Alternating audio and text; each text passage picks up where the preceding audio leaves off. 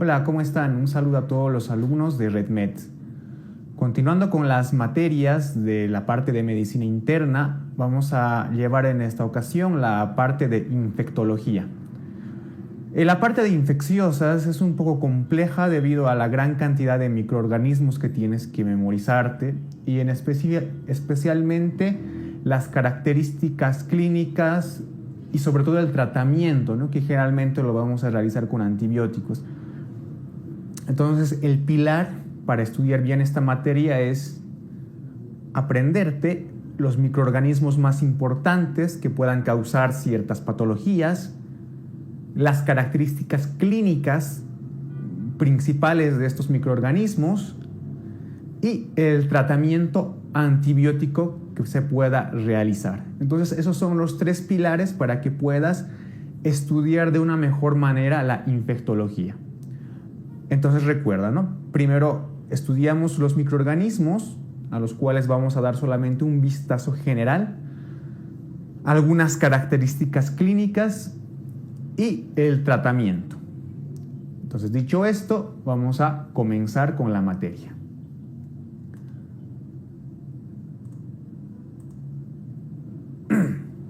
Bien, el primer tema que vamos a llevar son los antibióticos. La primera parte de los antibióticos ya te la he explicado en la parte de farmacología. Así que si tienes alguna duda acerca del mecanismo de acción que tienen los antibióticos en general, pues te recomiendo que vayas a la sección de farmacología y veas la parte de antibióticos. A partir de ahora no voy a hacer un esquema general del mecanismo de acción de estos fármacos, simplemente voy a recapitular el principal mecanismo de acción y lo más importante que ahora vamos a hacer es ver qué microorganismos son sensibles a estos determinados antibióticos, las indicaciones de los antibióticos y las principales reacciones adversas. Es un tema bastante largo, lo sé, y también es complicado debido a las distintas clasificaciones que tenemos. Sin embargo, te pido que estudies de una manera adecuada este tema, ya que su conocimiento te va a ayudar a diferenciar el tratamiento específico de cada patología infecciosa.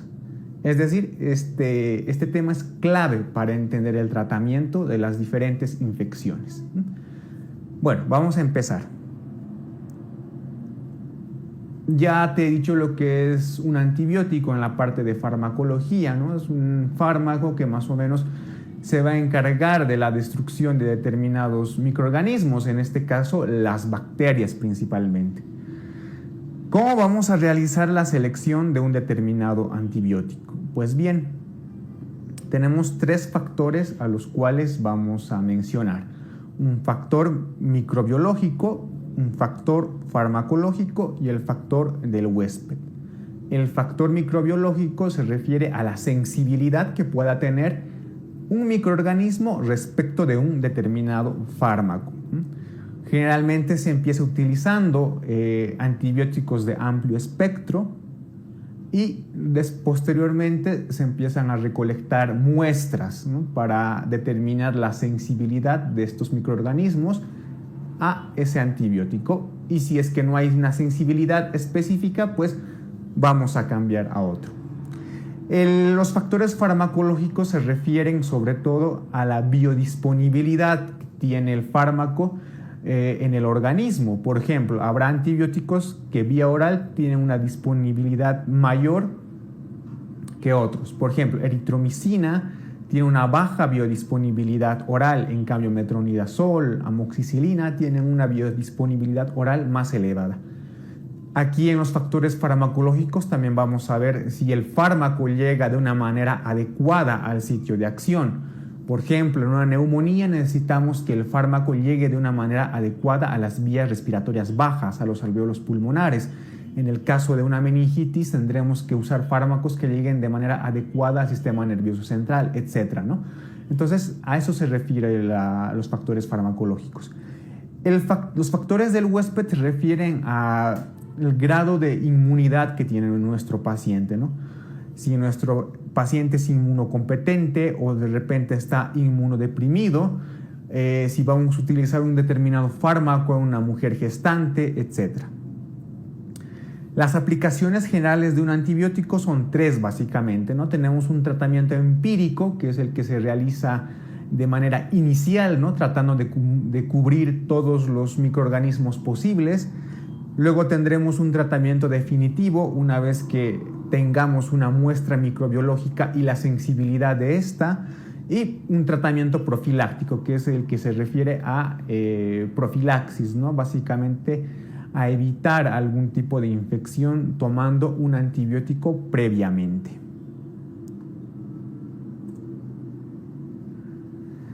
La clasificación de los antibióticos. En la parte de farmacología te había indicado de que hay varias clasificaciones, ¿no? Aunque la que más nos importa es la clasificación química, de acuerdo a su estructura química. Sin embargo, es oportuno repasar algunos otros tipos de clasificación de los antibióticos. Por ejemplo, según su espectro bacteriano, habrá antibióticos de espectro reducido, que son más específicos de un microorganismo. También habrá antibióticos de amplio espectro, es decir, que van a cubrir una mayor cantidad de microorganismos o bacterias.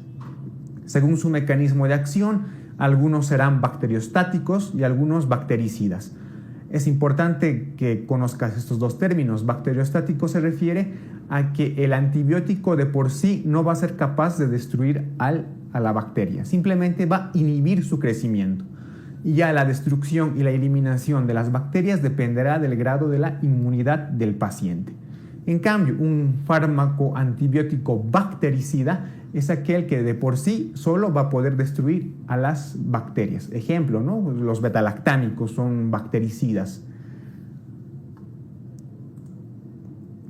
Y como te había mencionado, como ves en esta diapositiva, la clasificación más importante es la clasificación química. De acuerdo a su estructura podemos tener los siguientes antibióticos. En primer lugar, tenemos los betalactámicos, dentro de los cuales están las penicilinas, las cefalosporinas, están los carbapenémicos y están los monobactámicos, del cual el principal representante es el Aztreonam. Tenemos también a los glucopéptidos, dentro de los cuales están como representantes vancomicina y teicoplanina, los aminoglucósidos, los principales gentamicina, amicacina, streptomicina, los macrólidos, dentro de los principales acitromicina, eritromicina, claritromicina, las lincosamidas, como principal representante la clindamicina, las tetraciclinas, las sulfamidas y el trimetoprim, que juntos forman el famoso cotrimoxazol, y las quinolonas, ¿no? Como el ácido enalidíxico, el ciprofloxacino, levofloxacino, moxifloxacino, etc. Evidentemente hay algunas familias de antibióticos que no están aquí, como por ejemplo está el inesolid, la daptomicina, que no son muy representativos, sobre todo en nuestro medio, ¿no? Pero que sepas que están ahí. Entonces estas son las principales familias dentro de los antibióticos, y sí te recomiendo que te aprendas un poco bien esta diapositiva, ya que te va a ayudar en una clasificación mucho más simplificada. Bien, entonces vamos a comenzar con la primera familia que te había indicado, que son los betalactámicos. Bien, dentro de los betalactámicos vamos a decir que lo más importante es que son fármacos bactericidas, ¿sí? O sea que destruyen a la bacteria por sí mismos. ¿Cuál es su mecanismo de acción? Inhiben la síntesis de la pared celular bacteriana.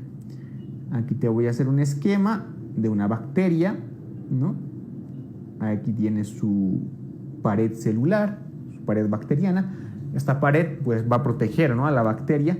Entonces es aquí en esta pared donde van a actuar los betalactámicos. ¿Cuáles son los mecanismos de resistencia que esta bacteria puede producir respecto de los betalactámicos? Son, por ejemplo, inactivación enzimática por unas betalactamasas que produce la bacteria, alteración de las proteínas de fijación de las penicilinas y alteraciones de la permeabilidad de la membrana bacteriana. Entonces recuerda, son bactericidas y actúan inhibiendo la pared bacteriana. Entonces todos los beta-lactámicos tienen esa misma función y mecanismo de acción, ¿no? Bactericidas inhibiendo la pared bacteriana. La clasificación, pues ya la hemos visto hace un momento, ¿no? Pero te la vuelvo a recordar. Los beta-lactámicos se clasifican en 4 familias, principalmente las penicilinas, las cefalosporinas, los carbapenémicos y los monobactámicos. Bien, las penicilinas a su vez se clasifican de acuerdo a las generaciones que tienen. Entonces vamos a hacer una clasificación en penicilinas de primera generación o naturales, dentro de las cuales está la penicilina G cristalina, la penicilina sódica, la penicilina potásica, la penicilina de acción intermedia llamada penicilina procáinica, la penicilina de acción larga, que es la penicilina benzatínica, y una penicilina oral, que es la penicilina B. Dentro de las penicilinas de segunda generación encontramos a las semisintéticas, ¿no? Y son las resistentes a las beta-lactamasas, principalmente cloxacilina, meticilina, dicloxacilina y la oxacilina. La tercera generación, estamos hablando de penicilinas de un espectro ampliado, dentro de las cuales están las aminopenicilinas, ampicilina, amoxicilina, vacampicilina. Las penicilinas de cuarta generación, que tienen una actividad contra la pseudomonas aeruginosa, principalmente las carboxipenicilinas, que incluyen la carbenicilina, la ticarcilina, la carficilina. Unas de quinta generación aún más potentes, las famosas uridopenicilinas, dentro de las cuales están piperacilina, mesocilina y astrocilina. Y por último, una combinación entre penicilinas de amplio espectro con inhibidores de beta-lactamasas. Por ejemplo, ampicilina sulbactam, amoxicilina, ácido clavulánico, piperacilina, tazobactam. Sé que es un poco enredoso toda esta clasificación, pero también es importante, ya que te va a ayudar a entender más el espectro microbiano de cada uno. Vamos a empezar con la penicilina G, ¿no? La penicilina G existe en 3 formas: la cristalina, que es de acción rápida, la de acción intermedia, que es la penicilina procáinica, y la de acción prolongada, que es la penicilina benzatínica. Entonces, ¿cuál es el mecanismo de acción y su espectro microbiano? Vamos a decir de que tienen una buena actividad contra cocos gram positivos aerobios, como por ejemplo el neumococo, el Streptococcus pyogenes, el Streptococcus viridans, y también con gram negativos aerobios como la Neisseria meningitidis. También poseen actividad contra los actinomyces, sobre todo Treponema pallidum y la Leptospira. ¿Por qué está en otro color esto y por qué lo subrayo? Porque esto nos va a dar una idea de más o menos cuáles son las principales indicaciones de la penicilina G. Por ejemplo, si es activo contra el neumococo, podrá ayudarnos en las neumonías adquiridas en la comunidad. Si es activo frente al Treponema pallidum, será de elección frente a qué enfermedad, frente a la sífilis, ¿no? Entonces, más o menos de esta forma es como quiero que vayas relacionando el espectro microbiano y las indicaciones.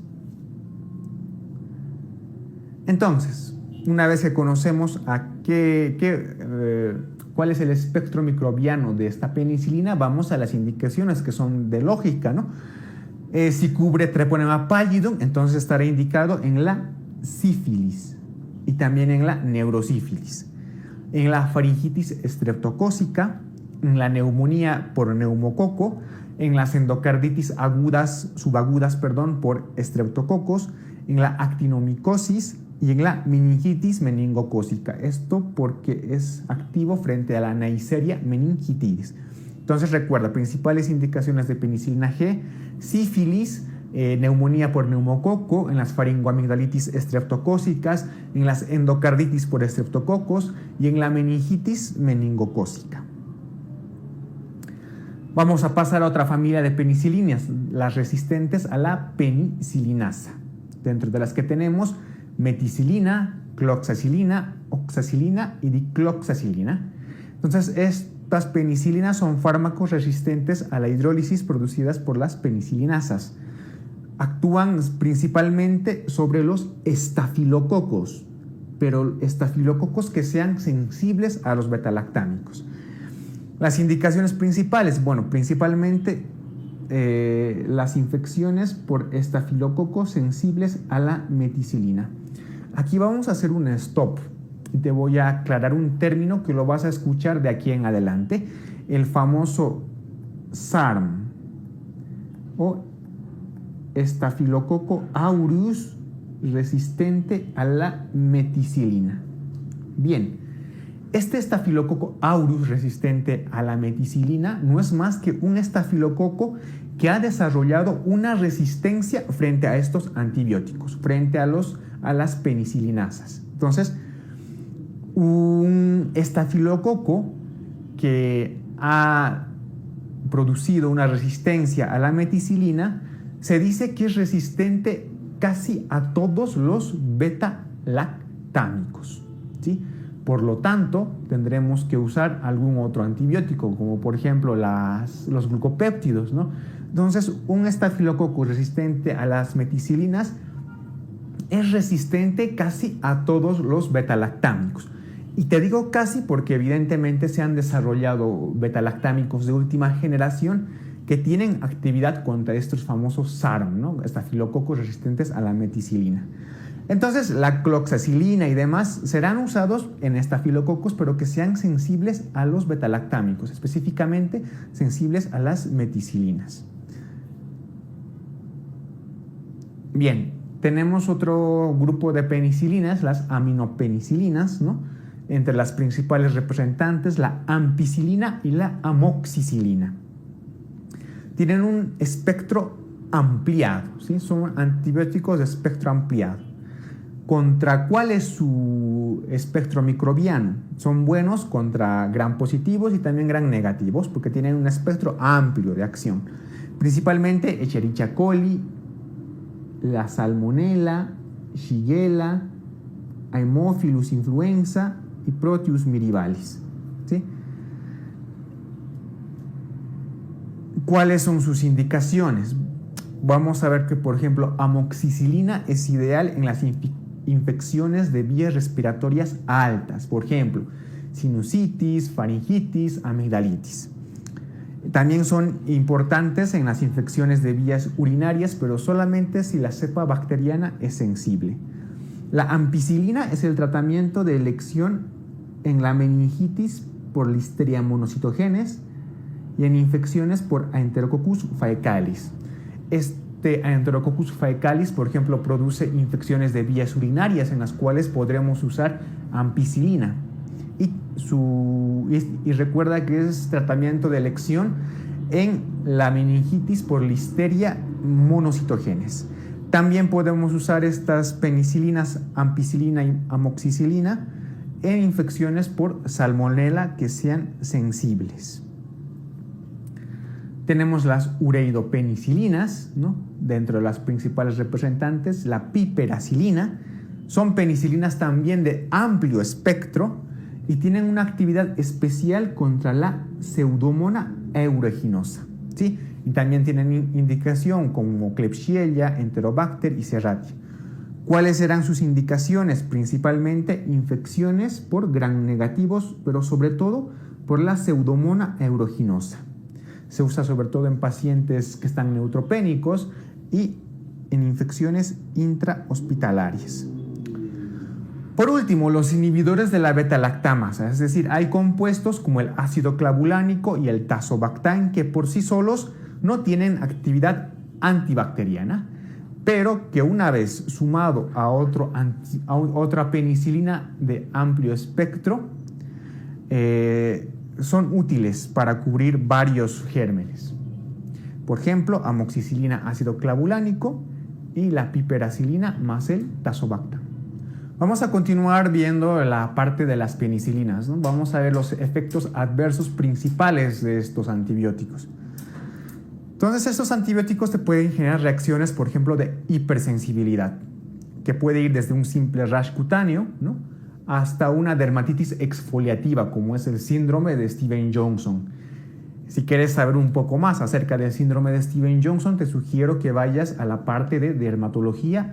Hemos hablado bastante de este síndrome en las toxicodermias, pero recordarte que las penicilinas pueden producirte este síndrome. Efectos a nivel hematológico: pueden producir anemias de tipo hemolítica. Efecto a nivel renal: bueno, te pueden producir un fracaso renal agudo si es que hay una predisposición para ello, y sobre todo combinado con otros antibióticos. La reacción de Halley-Heichmer es una reacción que se produce cuando hay un tratamiento, por ejemplo, contra la sífilis. Es una reacción inmunitaria que se produce porque hay una destrucción masiva del treponema pallidum, ¿no?, de espiroquetas. Entonces, estas producen toxinas al ser destruidas que te producen una reacción inmunitaria.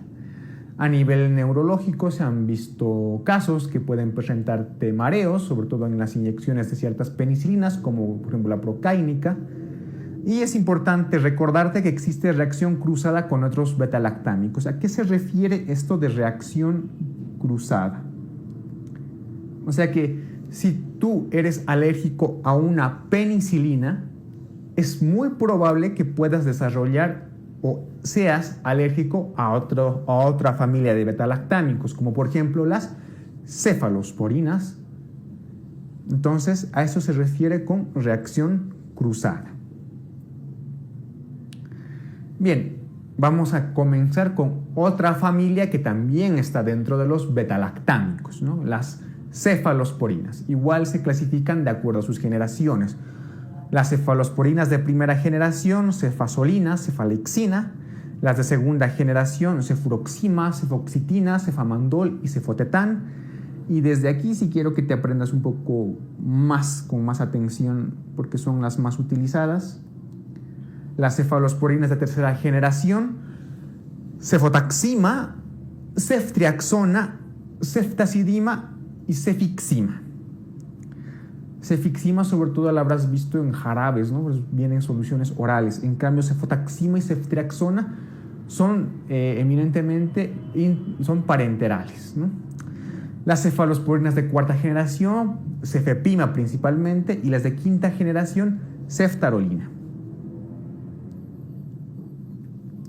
Vamos a empezar directamente con el espectro y el mecanismo de acción de las cefalosporinas de tercera generación. Al igual que todos los betalactámicos, pues son bactericidas, inhiben la pared bacteriana. Voy a hacer un énfasis en las principales: cefotaxima y ceftriaxona, ¿no? Nos dicen que tienen buena actividad contra gram positivos, excepto Staphylococcus aureus, resistente a la meticilina. O sea, no sirven cefotaxima y ceftriaxona contra el famoso SARM, ¿no? Contra este SARM no sirven. Sin embargo, tienen buena actividad contra gram negativos, como la Neisseria y el Haemophilus. Entonces, tienen buena actividad contra gram positivos, por ejemplo, el Streptococo, ¿no? Excepto Staphylococcus aureus, resistente a meticilina. Y también tienen buena actividad contra gram negativos, como la Neisseria y el Haemophilus. Por tanto, ya que me cubre gram positivos como el Streptococo y gram negativos como la Neisseria, son el tratamiento de primera línea en la neumonía adquirida en la comunidad, en la meningitis bacteriana y en la salmonelosis. Entonces recuerda, cefotaxima, ceftriaxona son el tratamiento empírico de elección en la neumonía adquirida en la comunidad, en la meningitis bacteriana y en la salmonelosis. La ceftazidima también es una cefalosporina de tercera generación, pero a diferencia de las otras dos, tiene otras características. Por ejemplo, tiene una muy buena actividad contra la Pseudomonas aeruginosa, pero tiene mala actividad contra los cocos gram positivos. Entonces, si yo tengo una infección por Pseudomonas aeruginosa y tengo que usar una cefalosporina de tercera generación, escojo ceftazidima, ¿sí? Entonces, la diferencia entre las dos es que Cefotaxima y ceftriaxona tienen buena acción contra cocos gram positivos y también con algunos gram negativos, pero no tienen acción contra Pseudomonas. En cambio, ceftazidima tiene mala actividad contra los gram positivos, pero tiene buena actividad contra Pseudomonas. Las otras cefalosporinas, la de cuarta y la de quinta generación. De la de cuarta generación, la principal, la cefepina. Bueno, estas han mejorado, ¿no? Ya que las otras tenían o muy buena acción contra Pseudomonas y mala contra los gram positivos, o las otras muy buena contra los gram positivos y mala contra Pseudomonas, pues aquí han hecho una combinación, ¿no? Las de cuarta generación tienen una mayor acción contra los cocos gram positivos, es decir, contra los estreptococos, y mayor actividad frente a los gram negativos, o sea, también cubre la Pseudomonas. Entonces, estas cefalosporinas de cuarta generación son muy potentes, ya que te cubren cocos gram positivos y también te van a cubrir Pseudomonas. Están indicadas en infecciones complicadas como la neumonía intrahospitalaria y septicemias en pacientes neutropénicos. Entonces solamente están reservadas como última opción, ¿sí? En infecciones como la neumonía intrahospitalarias, por ejemplo. Y por último, las cefalosporinas de quinta generación, de la cual tenemos a la ceftarolina. Son antibióticos relativamente nuevos. Y si recuerdas, te había mencionado de que el SARM, el estafilococo aureus resistente a la meticilina, es pues resistente a casi todos los betalactámicos. Pues aquí hay una excepción, ¿no? Como es un antibiótico nuevo, pues, y es muy potente, esta cefalosporina de quinta generación es activa frente al SARM, o sea, se puede utilizar frente a una infección por estafilococo resistente a meticilina.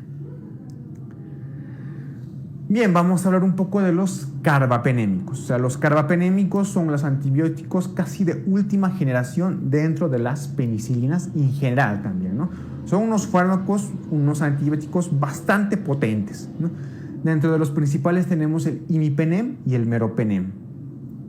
Van a cubrir generalmente todo el espectro bacteriano, o sea, gram positivos y gram negativos.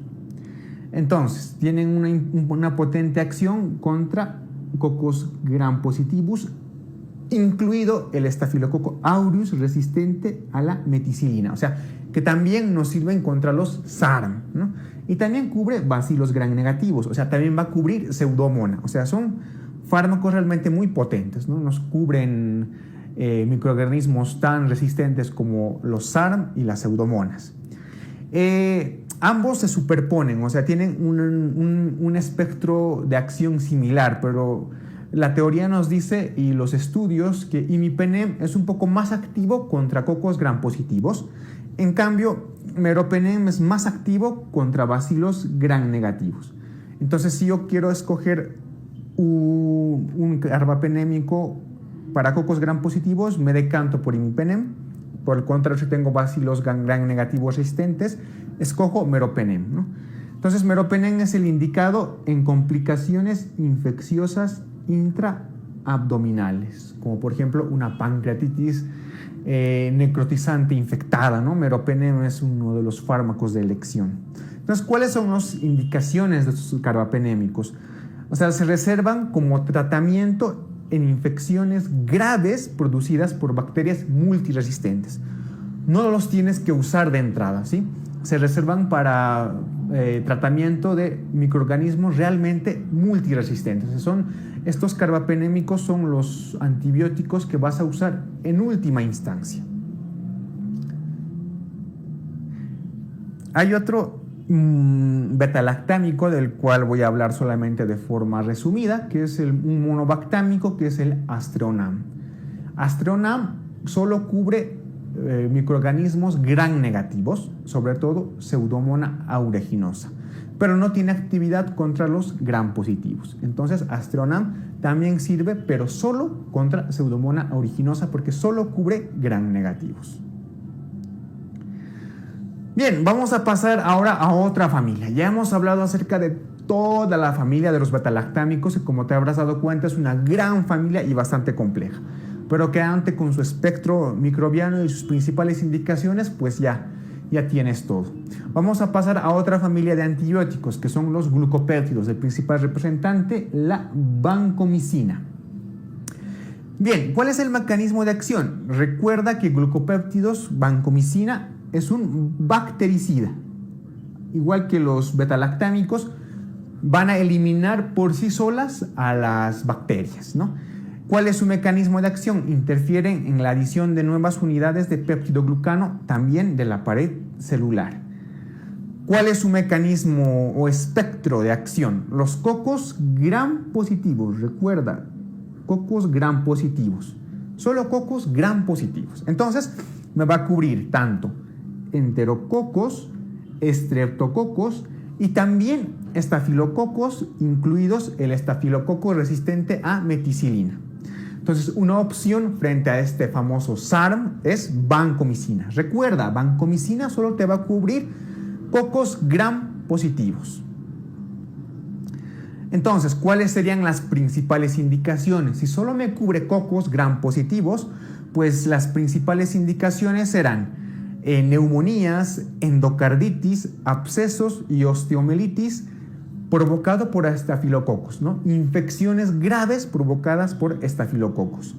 También los podemos usar en pacientes que sean alérgicos a la penicilina y también en el tratamiento de la colitis pseudomembranosa que está producida por el Clostridium difficile. Eso quiero que lo recuerdes porque vamos a tener un tema específico de esta bacteria, ¿no? Entonces, en una infección por Clostridium difficile podemos usar vancomicina. ¿Cuáles son las reacciones adversas? O sea, pueden producir fiebre, flebitis en el lugar de inyección y es característico un cuadro que se llama el hombre rojo, ¿sí? Este cuadro se caracteriza por una eritrodermia de cara y de cuello. O sea, se vuelve roja la cara y el cuello después de haber recibido vancomicina. Esta es una reacción adversa muy particular y característica. Estos fármacos también son nefrotóxicos, o sea que sí tienes que regular la dosis en un paciente que tenga, por ejemplo, una enfermedad renal crónica. Bien, otra familia, vamos a empezar con otra familia de antibióticos, los aminoglucósidos, de los cuales los principales representantes son eritromicina, acitromicina y claritromicina. Entonces, estos antibióticos también son bactericidas, ¿sí? Al igual que los betalactámicos y vancomicina, los aminoglucósidos también son bactericidas. ¿Cuál es su mecanismo de acción? Actúan interfiriendo la síntesis de proteínas por unión irreversible a la subunidad 30S del ribosoma bacteriano. O sea, el ribosoma bacteriano tiene dos subunidades. Una pequeña llamada 30S y otra grande llamada 50S. Pues en este caso los aminoglucósidos van a actuar inhibiendo esta subunidad, la 30S. O sea, inhiben esta subunidad y por lo tanto interfieren en la síntesis de las proteínas. ¿Cuáles son las principales indicaciones de los aminoglucósidos? Bueno, este cuadro es muy bueno para que tú repases las principales indicaciones. Por ejemplo, streptomicina va a cubrirte a micobacterias como el Mycobacterium tuberculosis y también te va a cubrir las brucelas y la Francisella tularensis. Por lo tanto, va a estar indicada streptomicina en la tuberculosis, en la brucelosis y en la tularemia. En la tuberculosis, evidentemente, tiene que ir acompañada de otros fármacos, ¿no? En el tema de tuberculosis, que está en la parte de salud pública, te vas a dar cuenta que los diferentes esquemas de tratamientos a veces incluyen streptomicina. Precisamente por esto, ¿no? Porque está indicado en la tuberculosis, porque cubre el Mycobacterium tuberculosis. Gentamicina pues está indicada sobre todo en infecciones por gram negativos y sobre todo en infecciones de vías urinarias no complicadas, ¿sí? También está indicado porque cubre algunos gram positivos, pero en este caso asociado a penicilina, ¿no? Por ejemplo, en la endocarditis. La amicacina es un aminoglucósido que cubre un bicho en particular, que es la famosa pseudomona. O sea, es el único aminoglucósido que tiene acción frente a la pseudomona. Por lo tanto, amikacina está indicada en infecciones intrahospitalarias, nosocomiales. Es el más potente de los aminoglucósidos. De todos los aminoglucósidos, amikacina es el más potente. Y tobramicina, pues que se usa para tratar conjuntivitis, blefaritis, profilaxis de infecciones respiratorias en pacientes con fibrosis quística. Vamos a hablar un poco de las reacciones adversas de los aminoglucósidos, ¿no?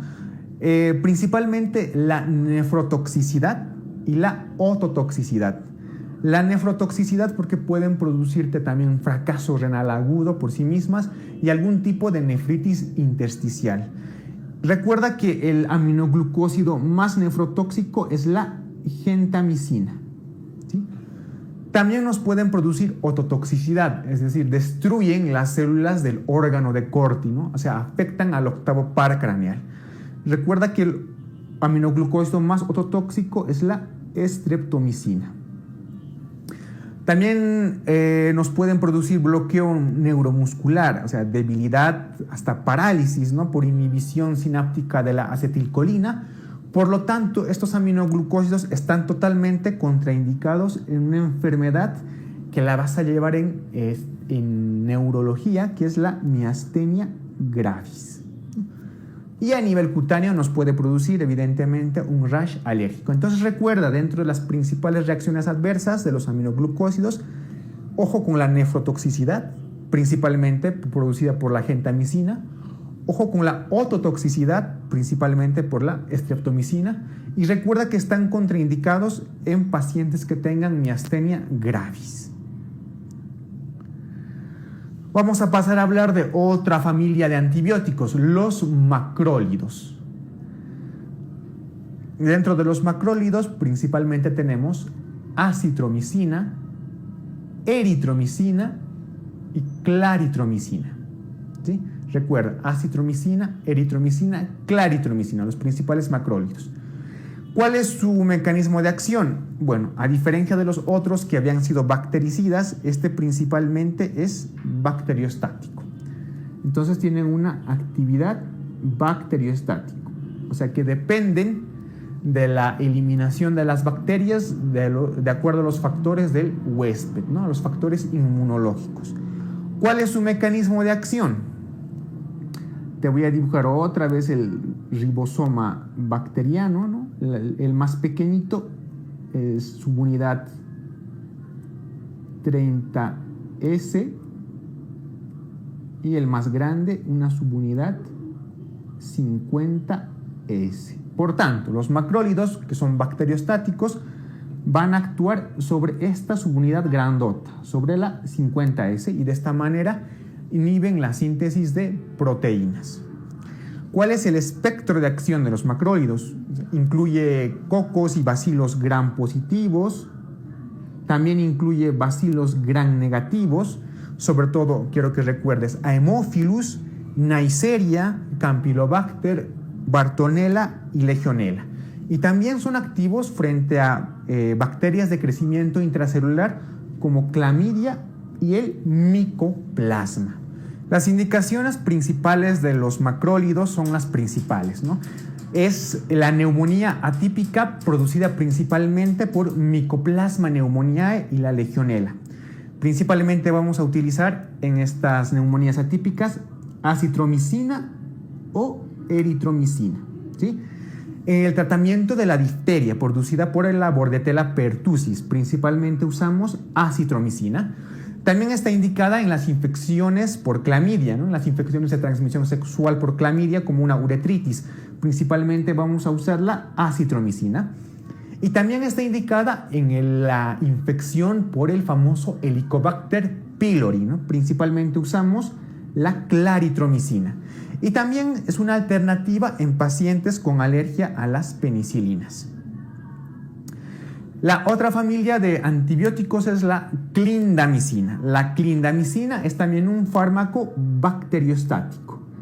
Es un fármaco bacteriostático que actúa inhibiendo la síntesis proteica bacteriana uniéndose a la subunidad 50S del ribosoma. te voy a hacer otra vez el gráfico, ¿no?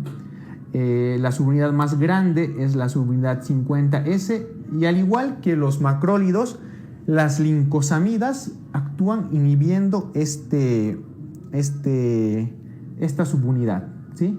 Pero son bacteriostáticos, ¿sí? O sea, inhiben la subunidad 50S del ribosoma bacteriano. ¿Cuál es el espectro microbiano de la clindamicina? O sea, son activas frente a cocos gram positivos.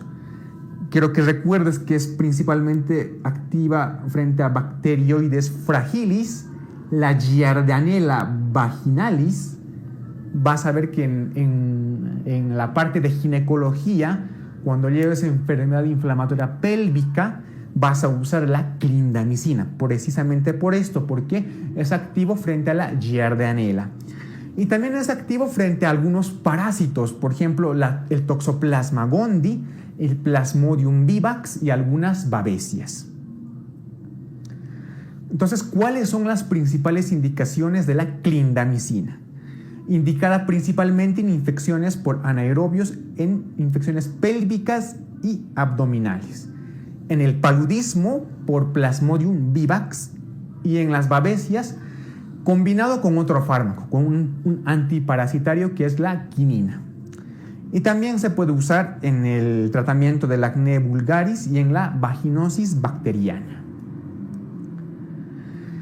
Bien, vamos a pasar a otra familia de antibióticos, las tetraciclinas, dentro de las cuales tenemos la tetraciclina propiamente y la doxiciclina. El mecanismo de acción es un antibiótico con actividad bacteriostática, recuerda. ¿Y cuál es su mecanismo de acción? Bloquea la subunidad 30S del ribosoma bacteriano. Recuerda, la más grande era la 50S y esta pequeñita es la subunidad 30S. Por tanto, las tetraciclinas van a actuar inhibiendo esta subunidad, ¿sí? Actúan a ese nivel, inhiben la subunidad 30S del ribosoma bacteriano. Por lo tanto, no se producen proteínas. Entonces, ¿cuál es su espectro bacteriano? Tiene una actividad microbiana frente a gram positivos y gram negativos, pero quiero que recuerdes principalmente los siguientes microorganismos. O sea, es muy activa frente al Vibrio cholerae, el que nos produce el cólera. Es activo frente a Brucella, que nos produce la brucelosis. Es activo frente a las rickettsias. Es activo frente a Coxiella burnetii, frente también a clamidia, también a Legionella, la Francisella tularensis, también activo frente a algunas espiroquetas y Helicobacter pylori. Una vez que conoces este espectro microbiano, ya te imaginarás cuáles son sus indicaciones. Bueno, son varias, las principales. El tratamiento de la brucelosis, también la neumonía por Mycoplasma pneumoniae. ¿Recuerdas algún otro antibiótico que era activo frente al Mycoplasma pneumoniae? Efectivamente, los macrólidos, ¿no? Entonces, los macrólidos también eran activos frente al Mycoplasma pneumoniae. Entonces, en el tratamiento del Mycoplasma pneumoniae, ya sabes, puedes usar macrólidos o también alguna tetraciclina, ¿no? También son de elección el linfogranuloma inguinal, en las uretritis no gonocócicas producidas por clamidia, en la enfermedad inflamatoria pélvica. Eso también lo vas a ver mucho en la parte de ginecología. También es el tratamiento ideal para el tracoma producida por clamidia, el tracoma que es una infección ocular. Es el tratamiento ideal en el tratamiento propiamente y en la profilaxis por cólera, ¿no? Producida por el Vibrio cholerae. Esto es importante porque lo vamos a volver a repasar en las gastroenteritis en los adultos. También está indicada en las enfermedades por rickettsias, en la fiebre Q producida por Coxiella burnetii y en la sífilis en pacientes que están o que son alérgicos a la penicilina, y también están indicados en el tratamiento del acné. ¿Cuáles son las principales reacciones adversas? Bueno, pues a nivel de la piel pueden provocar fotosensibilidad a la exposición solar. ¿Sí? Esto es importante. Provocan fotosensibilidad, sobre todo en pacientes que son tratados del acné, ¿no? En los dientes están contraindicados en los niños, o sea, estos fármacos no los puedes usar en los niños porque pueden provocar manchas en los dientes e incluso hipoplasia del esmalte. A nivel del tubo digestivo, lo más frecuente es que producen náuseas, vómitos y diarreas, y están contraindicados en caso de enfermedad renal avanzada, ¿sí? A excepción de doxiciclina, que sí, modulando su dosis puedes usarlas en pacientes con enfermedad renal avanzada. Vamos a pasar a otra familia, las sulfonamidas trimetoprim, del que unidos forman el famoso cotrimoxazol, ¿no? Sulfametoxazol trimetoprim.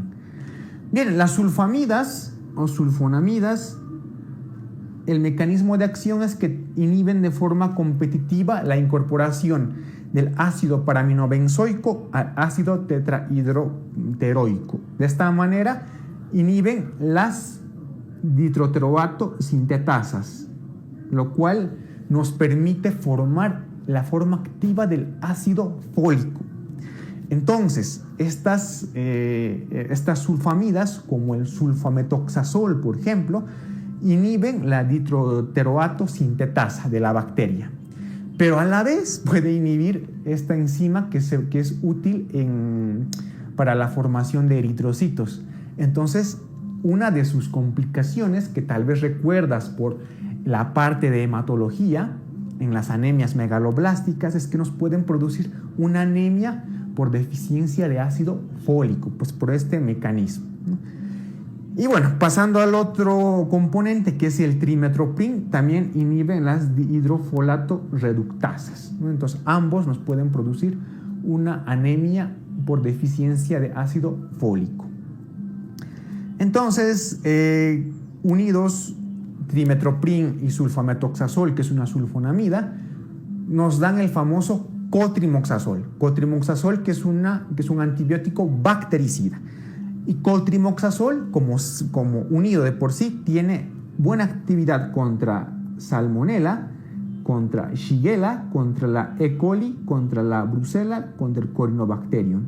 Y también tienen buena acción contra nocardia, contra un parásito que es el toxoplasma y contra un hongo que es el Pneumocystis jirovecii. Esto sobre todo lo vamos a ver en la parte de VIH, ¿no? Como una infección oportunista. Entonces recuerda, cotrimoxazol tiene buena acción contra salmonella, shigella y E. coli. Entonces es bueno en tratamientos de infecciones gastrointestinales y posiblemente también por la E. coli en infecciones del tracto urinario. ¿Cuáles son las indicaciones entonces del cotrimoxazol? Infecciones urinarias no complicadas, enfermedades sexuales causadas por clamidia, también en la fiebre tifoidea o en la diarrea del viajero, y es el fármaco de elección en la profilaxis y el tratamiento de una enfermedad oportunista como es el Pneumocystis jirovecii, una neumonía por Pneumocystis jirovecii. Bien, vamos a pasar a la última familia de los antibióticos, que son las famosas quinolonas. Las quinolonas igual se van a dividir en familias según a sus generaciones que fueron apareciendo. Entonces tenemos a las de primera generación, ácido nalidíxico y ácido pipemídico. Las de segunda generación, las más famosas, ciprofloxacino, norfloxacino y ofloxacino. Las de tercera generación, levofloxacino. Y las de cuarta generación, moxifloxacino. Entonces, cipro es de segunda generación, levo es de tercera generación y moxi es de cuarta generación. ¿Cuál es el mecanismo de acción? Bueno, son fármacos antibióticos bactericidas y actúan inhibiendo a la famosa enzima DNA girasa. O sea, estos no van a permitir que se forme el ADN. No van a dejar que se forme la cadena de ADN. Por lo tanto, son bactericidas que inhiben la enzima DNA girasa, principalmente dos, la topoisomerasa 2 y la topoisomerasa 4. Bien, entonces cada quinolona, de acuerdo a su generación, tiene ciertas particularidades. Por ejemplo, el ácido nalidíxico tiene buena acción únicamente contra bacilos gram negativos. O sea, es útil contra la E. coli, ¿no? En infecciones urinarias, solo pero contra gram negativos. Los de segunda generación tienen buena actividad, también con la E. coli, pero también con la salmonella, con shigella, con Proteus mirabilis y con Vibrio cholerae, y también con la Neisseria. Entonces, estos más o menos son bichos que te producen infecciones gastrointestinales. Entonces, las de segunda generación, como ciprofloxacino, serán útiles en gastroenteritis en el adulto. También nos dicen que tienen buena acción contra gérmenes intracelulares como las riquecias, la clamidia y el micoplasma, ¿no? Si tienen buena acción contra clamidia, también serán útiles en algunas enfermedades de transmisión sexual por clamidia. Y el ciprofloxacino es la única quinolona de segunda generación que es activa frente a Pseudomonas aeruginosa y frente a algunas micobacterias. En cambio, las quinolonas de tercera y cuarta generación, además de todo lo que ya he mencionado, ¿no? Además de cubrir todos los otros gérmenes que cubren las de segunda generación, van a cubrir cocos gram positivos, incluyendo cepas resistentes. Por lo tanto, levofloxacino, que es una quinolona de tercera generación, porque cubre cocos gram positivos y porque además llega de buena forma al aparato respiratorio bajo, a los pulmones, es también un antibiótico que se puede usar en la neumonía adquirida en la comunidad. Y las quinolonas de cuarta generación son las únicas que tienen actividad frente a los anaerobios. Entonces, ¿cuáles son las principales indicaciones de las quinolonas? El tratamiento de las infecciones urinarias complicadas, las prostatitis, las orquiepididimitis. También está indicada en la fiebre tifoidea, en las diarreas infecciosas. Aquí principalmente vamos a usar el ciprofloxacino. También están indicadas en el tratamiento de la osteomielitis, ¿no? Infecciones de piel y tejidos blandos y neumonías y bronquitis, principalmente levofloxacino y moxifloxacino. Las quinolonas también no se pueden usar en menores de edad, sobre todo en niños, ¿no? Porque tienen un efecto muy particular que es el que inhiben el cartílago de crecimiento. Por lo tanto, su uso no es recomendado en niños. Bien, ya hemos repasado de forma general todos los antibióticos, su espectro bacteriano y sus principales indicaciones. Y aquí te presento en esta diapositiva el famoso triángulo de los antibióticos, ¿no? Un esquema muy bonito y muy práctico que te va a ayudar más o menos a entender de forma más resumida cuál es el espectro bacteriano de cada antibiótico. Por ejemplo, tenemos los gram positivos.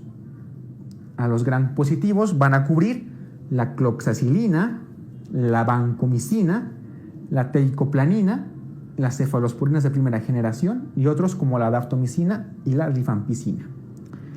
Los gram negativos los van a cubrir solo aminoglucósidos, también los monobactámicos como Aztreonam y las cefalosporinas de tercera generación. Estos fármacos al medio van a cubrir tanto gram positivos como gram negativos. Y entre los que tenemos cefalosporinas de cuarta y quinta generación, los glucopéptidos, las quinolonas, las sulfamidas, los macrólidos y la nitrofurantoína. Los únicos fármacos que van a cubrir anaerobios son, por ejemplo, los nitroimidazoles, dentro del representante principal, el metronidazol, que aparte de cubrir anaerobios, también va a cubrir algunos parásitos. Es más un antiparasitario, ¿no? Pero sirve para cubrir bacterias anaerobias. Entonces, los que van a cubrir anaerobios y gram negativos tenemos piperacilina, el meropenem y las cefalosporinas de segunda generación. Y los que van a cubrir gram positivos y también anaerobios tenemos la clindamicina. Y los que son de amplio espectro, los que te van a cubrir casi absolutamente todo, tenemos los betalactámicos, principalmente piperacilina tazobactam, y los carbapenémicos, ¿no? Dentro de los betalactámicos, piperacilina tazobactam y carbapenémicos. Dentro de las quinolonas, el moxifloxacino, ¿no? Que es una quinolona de última generación. También tenemos las tigeciclinas y algunas penicilinas como el amoxiácido clavulánico, la piperacilina tazobactam o la ampicilina sulbactam. Entonces, más o menos esa es la forma en la que tienes que estudiar este gráfico, que es más o menos un resumen de la acción del espectro microbiano de los distintos antibióticos. Entonces, lo que te recomiendo para que hagas un resumen y un esquema básico del mecanismo de acción, vayas a la parte de farmacología y veas el video de antibióticos. Y en esta parte de infectología refuerces el espectro microbiano, las indicaciones y algunas reacciones adversas de determinados antibióticos. Entonces, ese es el pilar para que estudies antibióticos. Espectro microbiano, indicaciones y las principales reacciones adversas.